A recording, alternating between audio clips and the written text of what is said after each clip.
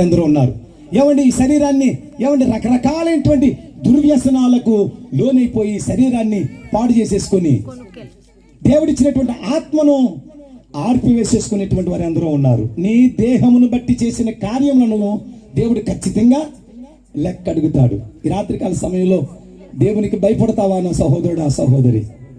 అసలు దేవుడు ఎక్కడున్నారా అనేటువంటి వారు లేకపోలేదు, దేవుణ్ణి చూపించు అనేటువంటి వారు లేకపోలేదు. నా సహోదరుడా, దేవుణ్ణి చూడాలంటే నరులు చూడలేరు, దేవుణ్ణి ఎవరు చూడలేరు.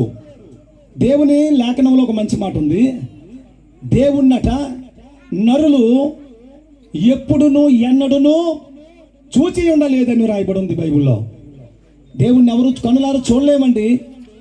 దేవుని యొక్క తేజస్సు కోటి సూర్యుల తేజస్సు కంటే ఇంకా ఇంకా గొప్పది.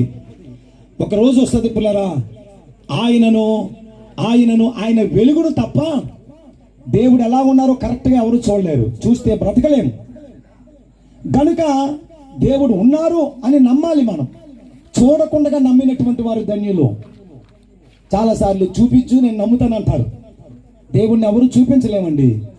విశ్వాస మూలముగా దేవుణ్ణి నమ్మాలి. రాత్రికాల సమయంలో నీ దేహముతో ఏదైతే చేస్తా ఉంటున్నావో దేవుడు నిన్ను లెక్కడుగుతాడు సుమా.